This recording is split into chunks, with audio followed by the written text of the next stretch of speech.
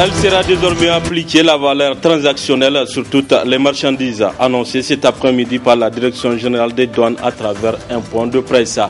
Détail dans cette édition.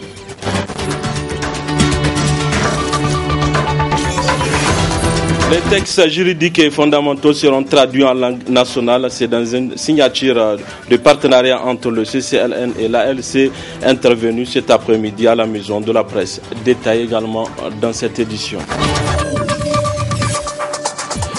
Vendredi 21 juillet 2017, messieurs, dames, bonsoir et bienvenue à ces 19h45 de la télévision Labari. 19h45 que nous débutons avec cette brève. Dans un communiqué, en réponse au communiqué de presse de Reporters sans frontières RSF, le gouvernement du Niger qui tient à rappeler que le Niger reste et demeure une démocratie reposant sur le respect strict de l'état de droit, des libertés individuelles et collectives et de l'indépendance de la justice.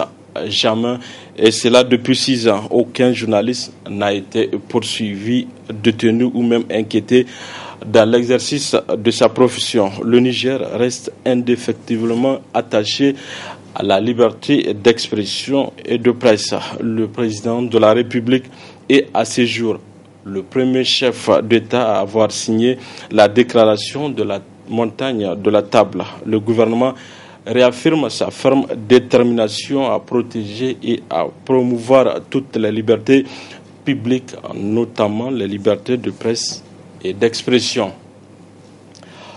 Cela dit, point de presse de la Direction générale des douanes cet après-midi. Il s'agit d'informer les opérateurs économiques du Niger de la mise en application de la valeur transactionnelle qui concerne toutes les marchandises. Le point de presse est animé par l'inspecteur principal des douanes, le colonel Hamani Saleh. Le directeur général des douanes a l'honneur d'informer les usagers du service, particulièrement les opérateurs économiques et les déclarants en douane, de la mise en application stricte et systématique au cordon douanier de la valeur transactionnelle aux fins de calcul de la valeur en douane des marchandises importées lors des formalités de dédouanement en vue de la perception des droits et taxes des tarifs extérieurs communs, le TEC, depuis le 30 juin 2017 par circulaire numéro 048/DGD/DRRI.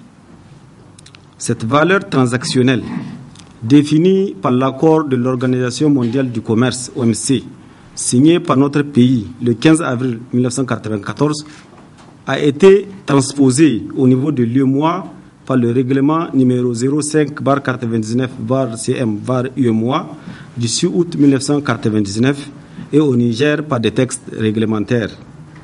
De ce fait, il est un devoir pour notre pays de se conformer aux engagements internationaux pris souverainement, notamment l'application de la méthode de la valeur transactionnelle et, à défaut, des différentes méthodes de substitution approuvées par l'OMC. La valeur transactionnelle appliquée à travers le monde entier est le prix effectivement payé ou à payer pour les marchandises lorsqu'elles sont vendues pour l'exportation à destination du territoire nigérien après certains ajustements. Au Niger, elle est d'application sur toutes les marchandises importées à l'exception des véhicules automobiles d'occasion. À cet effet, le directeur général des douanes rappelle aux opérateurs économiques et à leurs déclarants en douane leur obligation de se conformer à cette réglementation sous peine de constatation d'infractions douanières et aux différents bureaux des douanes l'application stricte de la loi dans toute sa rigueur, notamment la mise systématique en dépôt de douane de toute marchandise n'ayant pas été enlevée 21 jours après sa prise en charge au sommet du gros et après 4 mois en dépôt, sa vente aux enchères publiques conformément aux dispositions du Code des douanes. L'attention des différents services douaniers de contrôle à tous les niveaux est également attirée pour contrecarrer toute velléité de fraude ou de minoration de valeur. Le maire central de la ville de Niamey, Hassan Seydou, a été révoqué au dernier conseil de ministres. Cette révocation fait suite à l'insalubrité résiduelle de la capitale constatée par le président de la République à sa dernière visite sur le chantier de l'échangeur Diori Hamani. C'est dans un reportage signé Ismaël Moumni. Ce qui me préoccupe au niveau de la ville de Niamey, c'est que la ville de Niamey étouffe sous les déchets. Il y a des ordures un peu partout. Au regard de la situation, je demande au ministre de l'Intérieur et à toutes les autorités concernées de me faire des propositions énergiques pour améliorer la situation au niveau de la ville de Niamey, pour mieux assainir la ville de Niamey. Par conséquent, dans les prochains jours, dans les prochaines semaines, nous serons obligés, nous, de prendre nos responsabilités. Telles sont les raisons officielles de la révocation du président du conseil de ville de Niamey par les autorités. Cette révocation ne souffre d'aucune ambiguïté juridique, mais cela peut compromettre le processus de décentralisation, estime le constitutionnaliste.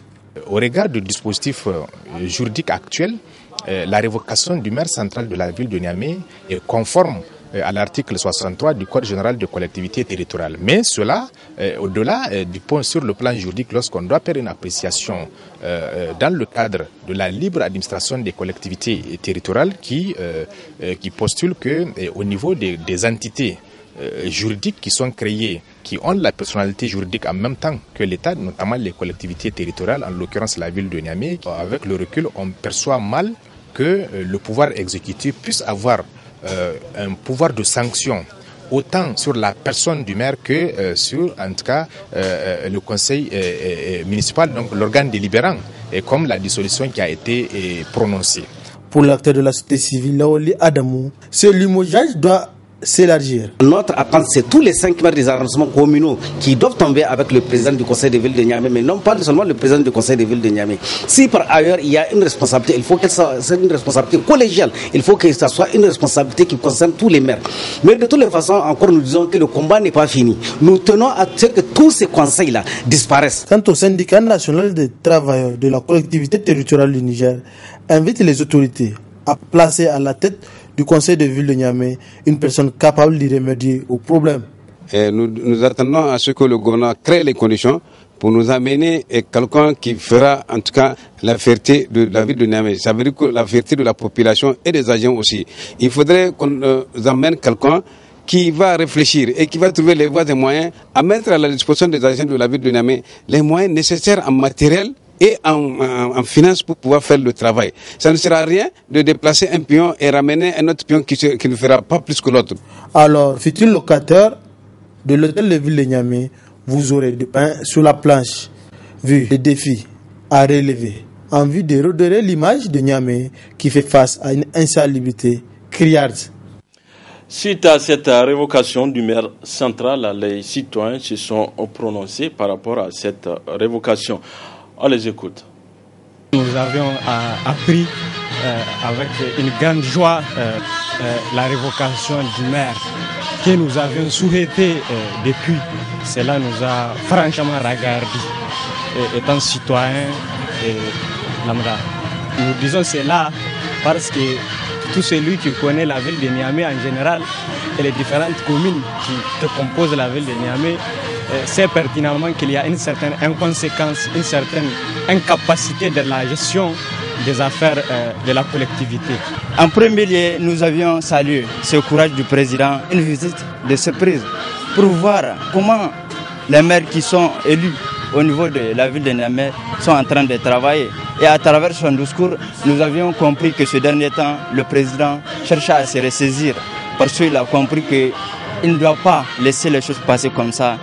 Le laisser-faire ne doit pas caractériser le gouvernement au niveau du pays, au niveau du Niger. Je crois que c'est une chose à saluer. La deuxième des choses, nous avions appris la révocation. Ça veut dire que quelque part, il y a eu une étude au niveau des ministères de l'Intérieur pour comprendre en réalité qui travaille pour faire sortir le peuple nigérien de la situation où il se trouve. Je crois que la révocation est une chose à saluer. Et ça doit continuer, pas même à Niamey seulement. Par rapport à la révocation de ce maire-là, nous l'avons attendu depuis plus d'un an de cela, nous l'avons attendu. Maintenant, le nouveau maire qui a été nommé, c'est qu'il doit avoir un mois d'exercice. Selon l'article 63 du Code général, ce mois d'exercice-là, j'aurais voulu à ce que ça soit dit encore dans le même Conseil des ministres pour qu'on puisse signer un autre décret, le président puisse signer un autre décret portant organisation des élections municipales à la République du Niger. Nous recevons ce soir sur ce plateau Abdelkarim Dandere, chef de division commerciale à Move Niger. Abdelkarim Dandere, vous êtes sans nul doute porteur d'un message à l'endroit de vos clients. Absolument, Abdel Nassirou.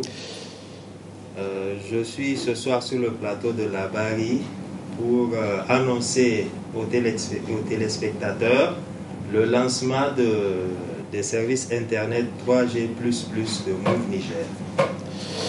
C'est vraiment clair, la 3G++. Pouvez garantir à vos clients la qualité et la vitesse à tout moment. Effectivement, la 3G++, pour rappel, c'est une évolution des services Internet 3G+, que vous connaissez sans doute. Elle permet d'avoir un débit jusqu'à 42 mégabits par seconde. En clair, ce service permet aux abonnés de télécharger des fichiers lourds en quelques secondes, d'effectuer des appels voix sur les réseaux sociaux, d'effectuer des appels vidéo sans connexion Internet, je le précise, de bénéficier d'une bonne qualité d'écoute stéréo et aussi, d'une manière générale, d'effectuer tous les services Internet à moindre coût.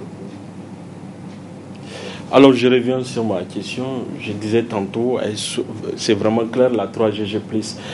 Est-ce que vous pouvez garantir à vos clients la qualité et la vitesse à tout moment?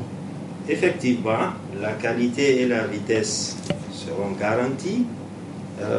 Néanmoins, je tiens quand même à préciser que dans le cadre de ce service, il y a quand même des aléas techniques qui sont quand même indépendants de notre volonté, qui peuvent parfois conduire à l'interruption de la connexion. Ça s'explique aussi par notre situation d'enclavement, mais je tiens à le dire, les investissements que Move Niger a réalisés pour mettre ce service en place nous permettront, dans ce cas de figure, de pallier justement à ces aléas techniques dans un bref délai, à telle enseigne que les abonnés ne se rendront même pas compte. Alors, monsieur Dandere, parlons-en de l'essentiel. Qu'en est-il des tarifs 3G++?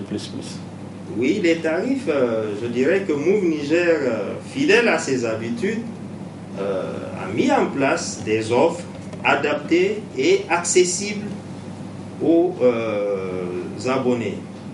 Pour cela, nous avons mis sur le marché des forfaits journaliers, hebdomadaires, mensuels et même nuit. Il y a des forfaits nuit aussi, et dont le coût minimal est de 100 francs. Ça veut dire qu'avec 100 francs CFA, vous pouvez souscrire à un forfait Internet 3G++ chez Move.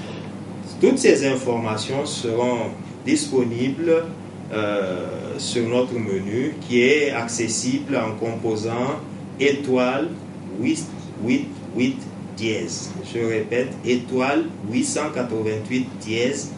Vous aurez toutes les informations à ce sujet-là. Alors, monsieur Dandere, pour finir, votre mot de fin. Alors, mon mot de fin, c'est un remerciement.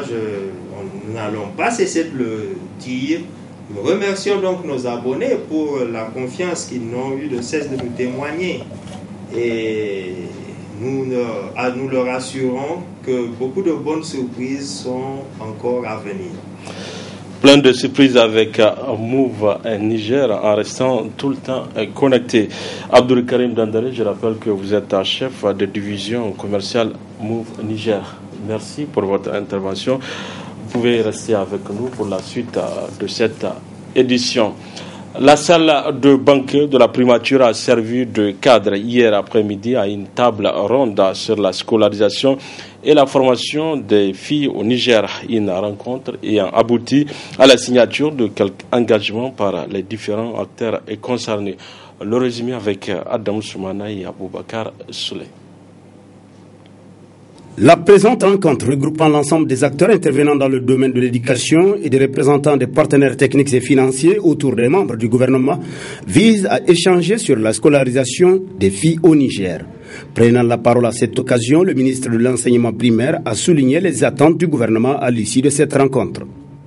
À l'issue de cette rencontre, nous espérons également la mise en place d'un comité de suivi pour l'élaboration d'une feuille de route et la mise en œuvre des engagements à travers un plan d'action. Intervenant à son tour, le chef de file des partenaires techniques et financiers a pour sa part relevé que malgré les efforts inestimables fournis par l'État nigérien en la matière, beaucoup reste à faire tout en promettant d'accompagner le pays dans cet élan. De nombreux défis tels que la qualité des enseignements et apprentissages, la persistance de disparités basées sur le sexe et sur le milieu de résidence. En particulier, le niveau de scolarisation des filles reste faible, surtout en milieu rural. Par ailleurs, la non-scolarisation et le taux élevé d'abandon scolaire des filles à la base 2 les expose au risque du mariage précoce. Ceci montre clairement que les fossés se creusent encore davantage lorsque les inégalités se combinent avec d'autres formes d'exclusion. L'assistance a par la suite eu droit à des projections et témoignages divers aspects de la scolarisation des filles. Des témoignages relativement auxquels les membres du gouvernement ont réagi pour réaffirmer l'engagement du gouvernement à faire davantage de la scolarisation des filles une réalité au Niger et de déployer à cet effet tous les efforts, tous les moyens nécessaires. Quant aux représentants du Premier ministre, il n'a pas manqué de situer l'objectif de cette rencontre. Susciter un débat en vue d'un meilleur cadrage des interventions et des financements des partenaires techniques et financiers du secteur de l'éducation. Dégager des orientations consensuelles et innovantes pour contourner, surmonter les obstacles qui entravent la scolarisation des filles. Engager une discussion sur la mise en place d'un cadre de suivi. Il faut insuffler une nouvelle dynamique à la scolarisation des filles pour inverser la tendance actuelle. Cela suppose des engagements conséquents de part et d'autre, mais aussi des orientations consensuelles et innovantes pour booster la scolarisation et la formation des filles au Niger. Puis intervient la signature des engagements au nombre de 10 en faveur de la scolarisation et la formation des filles par les représentants des différentes structures concernées. Une signature à l'issue de laquelle le représentant du Premier ministre a souhaité voir la mise en place d'un bon dispositif de suivi pour la scolarisation des filles au Niger. Point de presse de l'Union des étudiants nigériens de l'Université de Niamey ce matin au gazon Malabaglé de l'Université Abdou Moumouni de Niamey. Objectif de cette sortie médiatique, fustiger le non-paiement des bourses et aides sociales. Nafissa Yahaya et Chebou Kissou.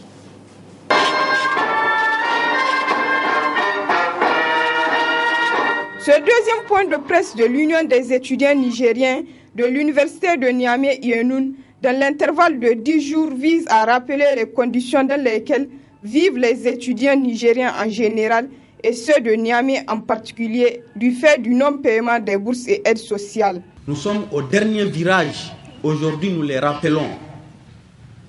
Nous avions entrepris toutes les démarches pacifiques et démocratiques pour amener le gouvernement à comprendre les situations que nous vivions et qu'il puisse intervenir à pouvoir nous soulager.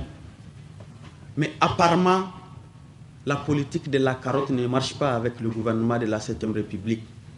Il va falloir que nous décidions de sortir notre bâton.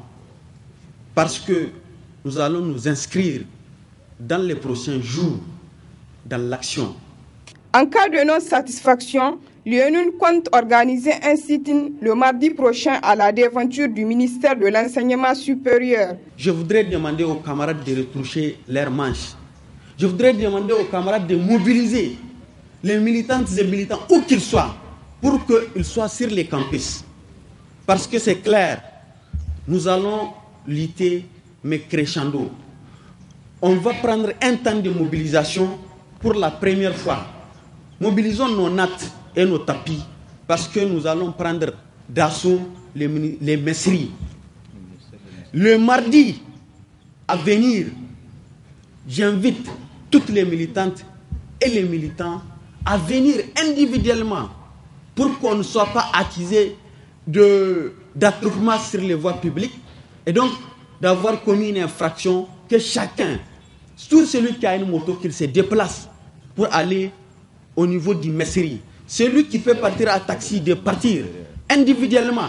Nous allons tous nous retrouver là-bas et siéger au niveau du messerie jusqu'à ce que, au niveau du ministère des Enseignements supérieurs, je le précise parce que c'est le ministère de tutelle, et que nous allons siéger jusqu'à satisfaction de nos revendications. Si le gouvernement s'entête à ne pas pouvoir décanter nos questions, eh bien, la lutte sera radicalisée parce qu'on n'a rien à perdre. Ce qu'on a à gagner dans cette lutte, c'est notre dignité.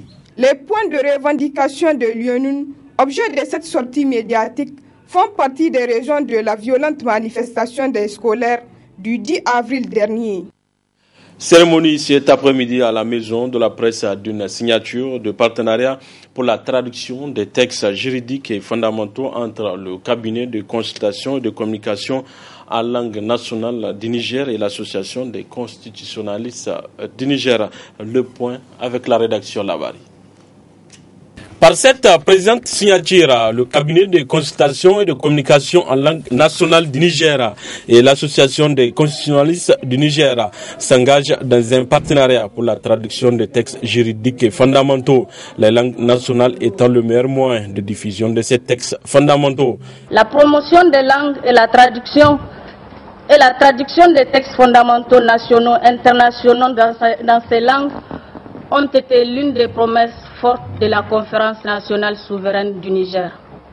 Un quart de siècle plus tard, l'on constate amèrement que ces engagements n'ont été que des vœux pieux, voire sont largement restés lettres mortes. En cela, les populations largement illettrées n'ont encore qu'une connaissance approximative, voire médiocre, de ces textes pourtant porteurs des dispositions cardinales de l'état de droit et de la démocratie. C'est dire que notre démocratie souffre d'un déficit chronique d'information, de communication et de connaissance de son contenu, de ses ressources et des opportunités qu'elle offre, défauts susceptibles de peser suffisamment, notamment sur la participation des citoyens aux processus électoraux et à la vie politique. L'association des constitutionnalistes du Niger ne peut qu'apprécier cette initiative. Il faut rappeler que la Constitution, comme elle l'a dit, depuis la conférence nationale, quand même, on a opté pour la traduction, en tout cas la valorisation des langues nationales. Et la Constitution de la 7e République, comme les autres constitutions précédentes, ont fait des langues nationales. En tout cas, toutes les langues du Niger sont érigées en rang de langue nationale. Et mieux, la Constitution de la 7e République, à son article 43, a fait, en tout cas, à donner, si vous voulez, à imposer, j'allais dire, à l'État, parce que l'article 43 dit que l'État a le devoir d'assurer la traduction en langue nationale de la Constitution ainsi que des textes relatifs aux droits humains et aux libertés fondamentales. Il assure, donc, il garantit l'enseignement de la Constitution ainsi que des textes relatifs aux droits humains, l'éducation civique, en tout cas à tous les niveaux de formation. Par cette première étape, les textes juridiques et fondamentaux seront traduits en 3 langues, Hausa, Germain et Kanuri. Atelier de restitution ce matin dans la salle de réunion de l'hôtel Terminus sur le suivi éducatif des élèves handicapés de 10 écoles pilotes inclusives de Niamey, organisée par l'ONG Mouria Yara. Cette rencontre a bénéficié du soutien du handicap international. Le compte rendu avec Abdelrazak Léo et Halidou Brema. Cette restitution de l'ONG Mouyayara se tient après un mois de suivi éducatif des enfants handicapés des 10 écoles inclusives de Niamey. L'éducation est un droit pour tous et ce droit ne saurait être une réalité que si tous les enfants sans exception ont accès et ce de façon équitable à l'éducation de base. La cérémonie qui nous réunit aujourd'hui s'inscrit dans le cadre d'un partage que l'ONG Mournayara et Handicap International se propose de faire avec les partenaires que vous êtes d'une activité qui a été réalisée dans les écoles inclusives de Niamey. Il vous souviendra que Handicap International, depuis plus de 6 ans, est en train de faire un grand travail dans le domaine de l'éducation inclusive. Et à ce titre, 10 écoles ont été rendues inclusives et ces 10 écoles-là aujourd'hui accueillent des enfants handicapés, toutes catégories confondues. L'éducation inclusive n'est pas seulement pour les enfants handicapés, estime la représentante du ministère de l'Éducation primaire. La qualité de l'éducation est une préoccupation majeure au niveau du ministère de l'Enseignement primaire. Et nous sommes convaincus, en tant que technicienne, que la qualité de l'éducation passe obligatoirement par l'éducation inclusive. Parce que l'éducation inclusive est une approche qui prend en compte le développement intellectuel, physique, moral de l'ensemble des élèves d'une classe. Ce n'est pas seulement pour les enfants handicapés.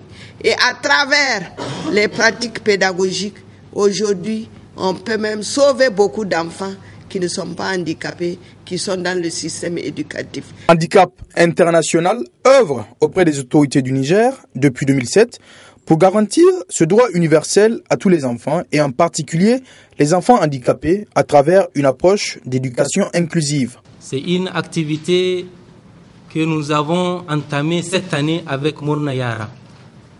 Et c'est le moment pour nous, au nom de Handicap International, de d'abord féliciter cette ONG qui travaille inlassablement dans le cadre de l'amélioration du bien-être des enfants handicapés.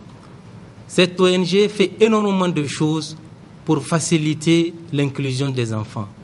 Et c'est pour cela que Handicap International l'a identifié et l'accompagne pour que ce travail se fasse dans des conditions les meilleures.